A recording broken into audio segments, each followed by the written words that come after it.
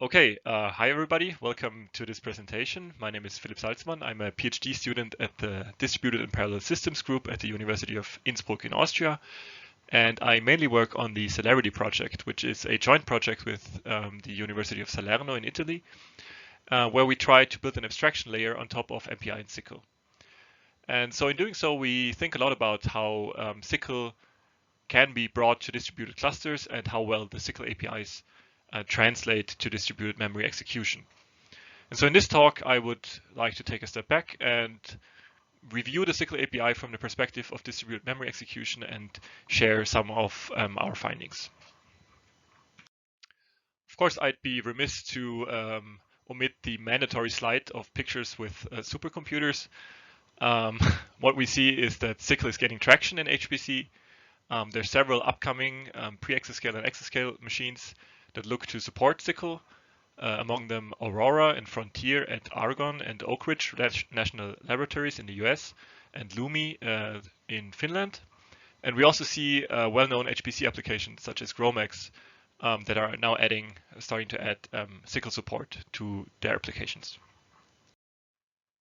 And so we believe that SYCL has potential to become an important player in this space, as it strikes a good balance between both abstraction and expressiveness.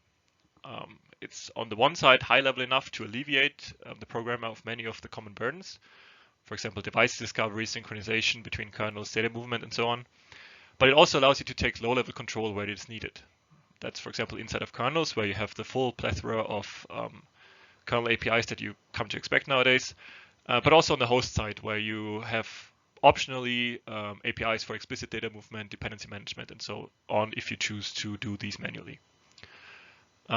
Also, there's new interop APIs that allow you to interface with vendor libraries that are optimized for the hardware you're running on, and also to gradually convert existing legacy codes to SYCL. And of course, the big thing is that SYCL is vendor neutral, so by building your application on top of SYCL, you avoid the risk of locking yourself into an ecosystem of any particular vendor. However, of course, SYCL is intended for offloading work on a single machine, so it provides intranode parallelism, and to bridge the gap to HPC to multi-node environments, we need an additional component. And so most people will probably think of MPI plus X. This is, I would say, the traditional approach, the pairing of MPI, the message passing interface, with a library for intranode parallelism, such as OpenMP, CUDA, or OpenCL. It's a well-established paradigm at this point, and it will probably remain relevant for the foreseeable future as well. However, this approach is quite low level. It requires manual handling of both the work and data partitioning. And in a typical approach, you would probably have blocking send and receives at clearly defined points in time, which leads to implicit synchronization across your cluster nodes. You can also take advanced approaches by using non-blocking operations or one-sided communication operations to increase efficiency by overlapping computation and communications. However, this is more difficult to implement, of course, and once you have such an implementation in place, it's also hard to change afterwards, and it hampers the flexibility you have in your algorithmic experimentation. So can we pair MPI with SYCL? Of course we can. This just works. SYCL can be combined with MPI in the same way that MPI can be combined with CUDA or OpenCL. However, SYCL really operates on a much higher level of abstraction than those two. So you're really leaving some opportunities on the table here. And we believe that SYCL's high-level declarative data flow APIs can and should be extended to the world of distributed memory clusters.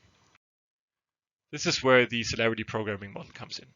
Its goal is to extend SYCL to distributed clusters, but it's not a SYCL implementation in and of itself. It's an abstraction layer on top of SYCL and MPI, and it basically will forward kernel code to an underlying SYCL implementation. Currently, we support TBC++, Compute, CPP, and HipSYCL. It tries to stay as close as possible to the SYCL API, so if you know SYCL already, the code should look very familiar to you. But it's neither a true subset nor a superset of the SYCL API, although there is considerable overlap between the two APIs. The Celerity programming model is currently being validated into industry use cases on the Marconi 100 supercomputer at Cineca, Italy, as part of the Ligate project. One of those projects is, one of those use cases is a drug discovery pipeline, and the other one is a time-of-flight room response simulation.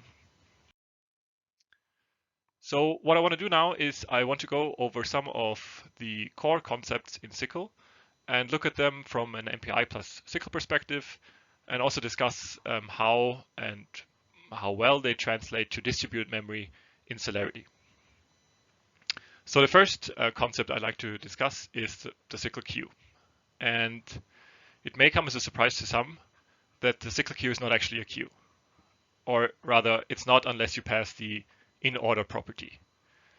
The queue is more like a graph builder because by submitting tasks, you either implicitly build a graph by using accessors, which we'll discuss in a second, or explicitly by using events and the handler depends on API.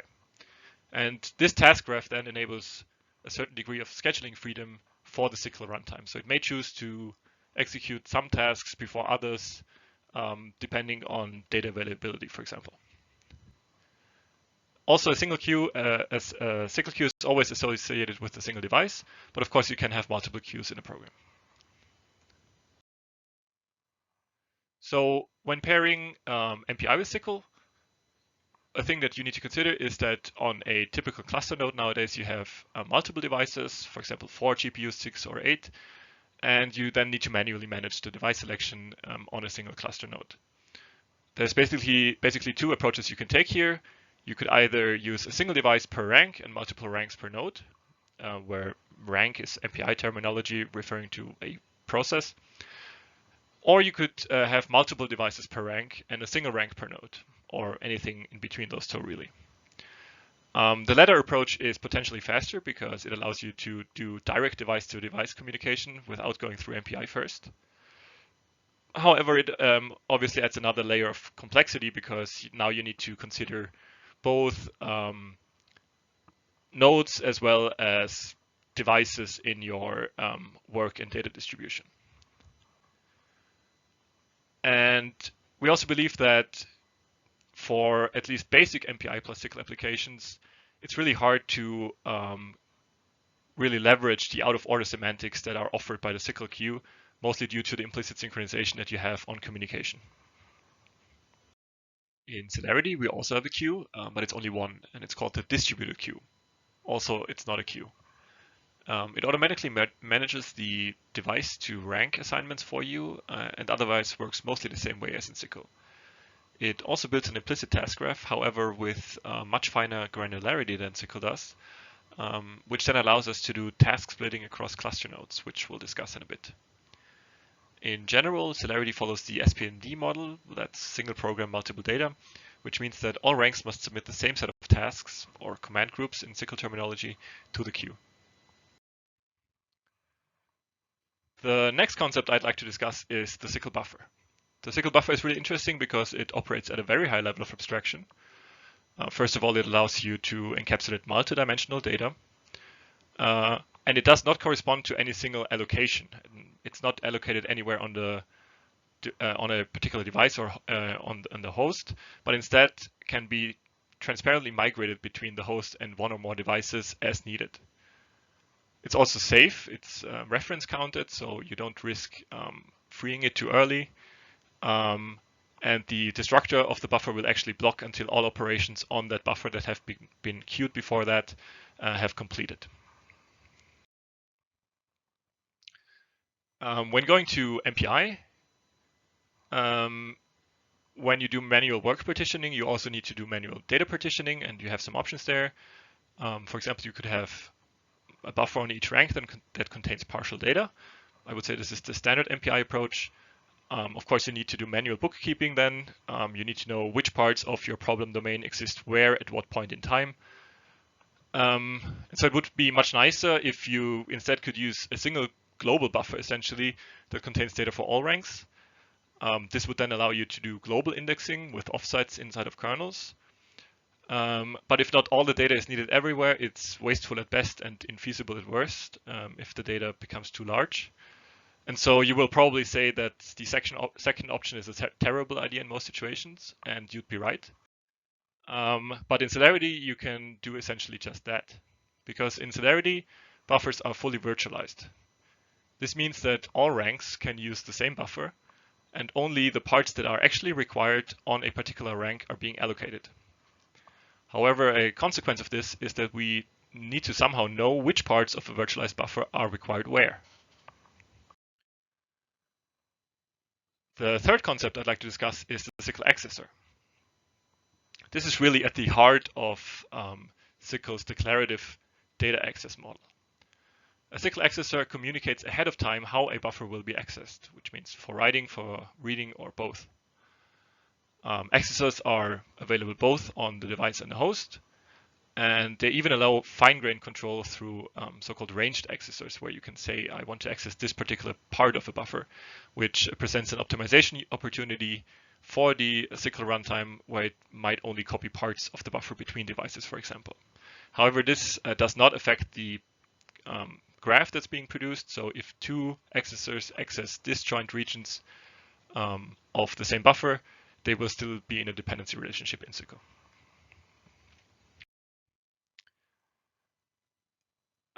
When pairing MPI with SYCL, accessors could be a good way to get your data from and to the device before and after an MPI transfer. So you see a small example here. However, if there's any kind of direct GPU to GPU interconnect, so for example, a PCIe bus or GPU direct RDMA, this will of course incur unnecessary host to device transfers and back. Also, it's important to note that host accessors are implicit synchronization points. So when accessing a buffer through a host accessor, all work that has been submitted that operates on that buffer will have to be completed before the constructor of that host accessor returns. So if you plan on doing any kind of asynchronous communication computation overlapping, host accessors are not ideal. In Celerity, accessors play an even more important role than in SYCL. This is because Celerity puts a big focus on task splitting, meaning that we want to be able to split the execution of a task across any number of cluster nodes. For that to work, we need more information than just which buffers are being accessed how. We also need to know which parts of the kernel access which parts of each buffer. To express this, we've introduced an additional parameter to the accessor constructor called the range mapper. Range mappers are basically functions that receive as their input a part of the kernel execution space, and as their output produce the part of the buffer execution space that this particular part of the kernel will need. Celerity comes with several built-in range mapper functions, and here you can see the simplest of those functions, the one-to-one range mapper. Remember that each work item or thread has an associated index. This range mapper says that whenever a kernel work item will access the buffer, it will only do so at its own index. This requires that the kernel index space and the buffer index space have the same dimensionality. In this case, they're both two-dimensional, and that the buffer index space is at least as large as the kernel index space.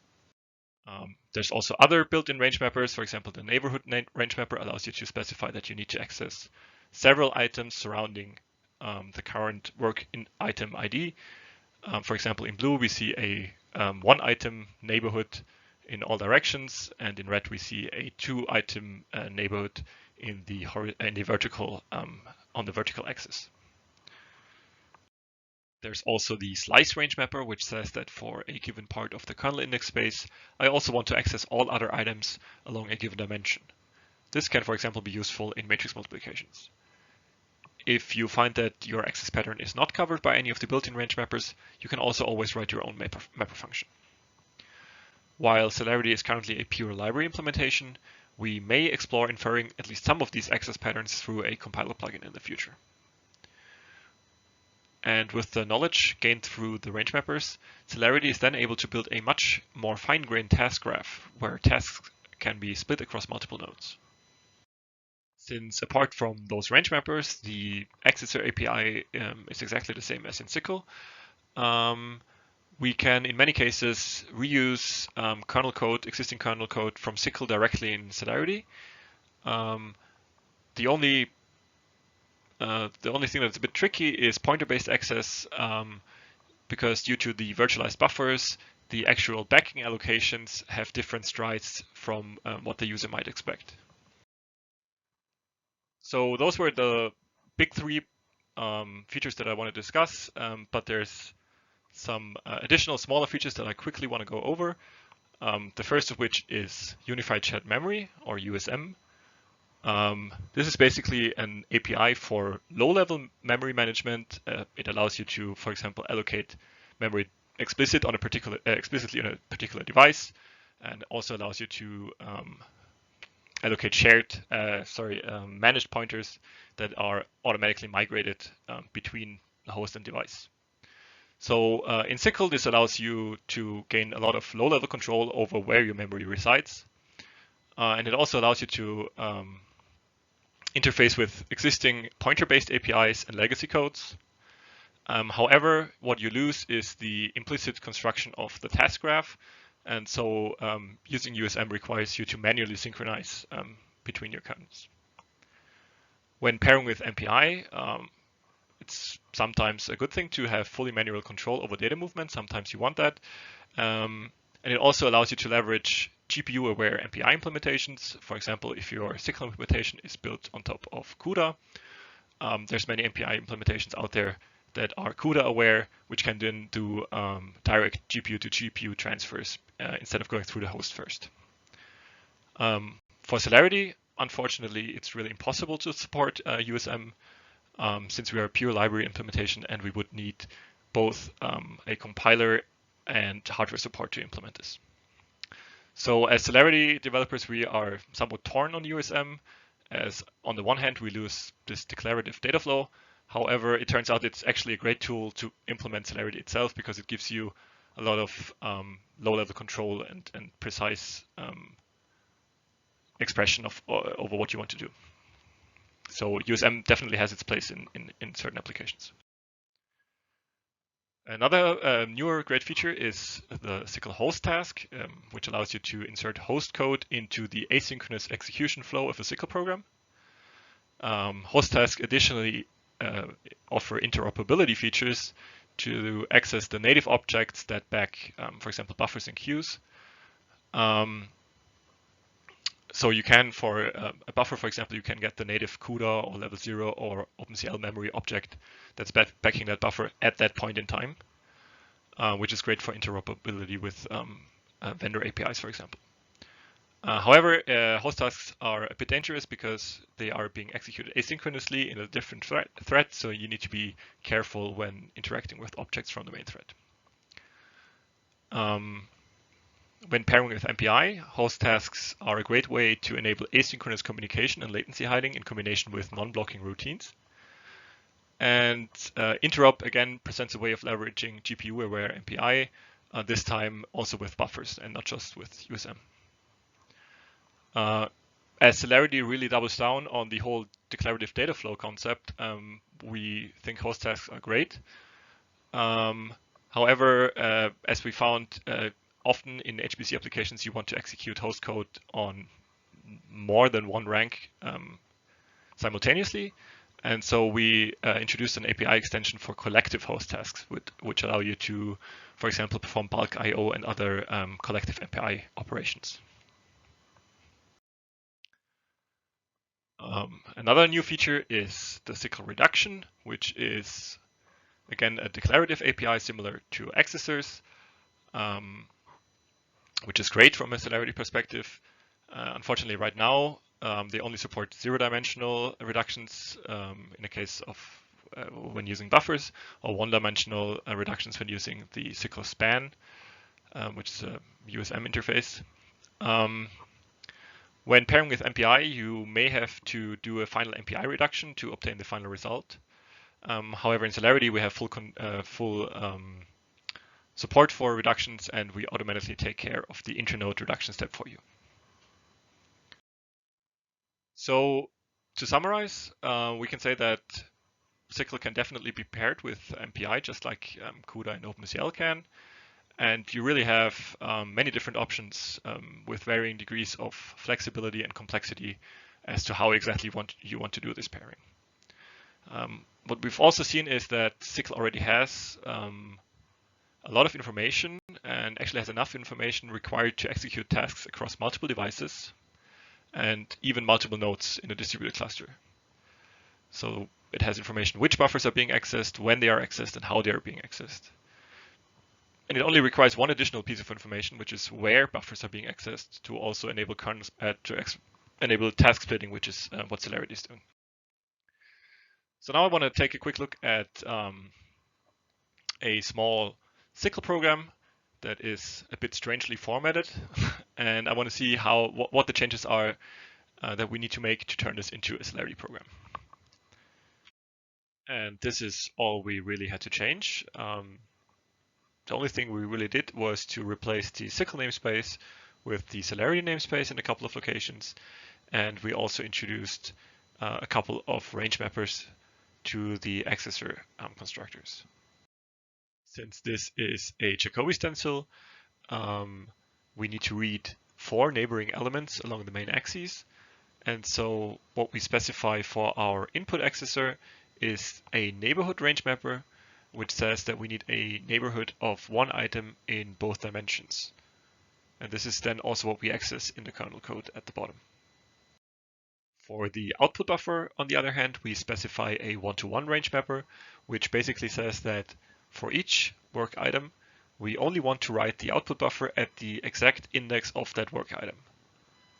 And with that, we've basically turned this existing SYCL application into a Celerity application that can be executed on any number of ranks, with Celerity automatically taking care of all of the necessary data transfers.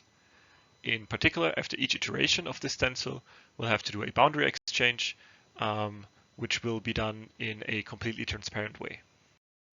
So here we have some preliminary performance results for a fluid dynamic stencil code that I've obtained a while back on a consumer grade cluster built on RTX 2070s. What we can see here is that Celerity achieves really good performance on up to 16 GPUs. This is in large part due to the fact that while we can split each computation step into 16 separate kernels and distribute them across the cluster, we can actually do more splits than that, and that way we can overlap boundary exchanges with computations. This is what you can see with the orange lines here, where we do a 4 times oversubscribed split, meaning that we have effectively 64 kernel invocations across 16 GPUs for each time step. There's one caveat here, and that is that this is using some unreleased features. However, those will be upstreamed soon to the public Celerity repository, so be sure to follow the project on GitHub to be notified of future releases. Lastly, I'd like to take a quick peek under the hood of Celerity, because Celerity actually uses SYCL in a somewhat unusual manner, mainly because it has more information about task relationships than SYCL itself due to the range mapper API. Celerity manages host-side memory totally on its own and takes care of all data movements explicitly through the explicit copy operations that SYCL provides. Instead of submitting kernels and, for example, waiting on them as you might do in a typical SYCL program, Celerity submits kernels in a busy loop and checks for their completion status using event status queries.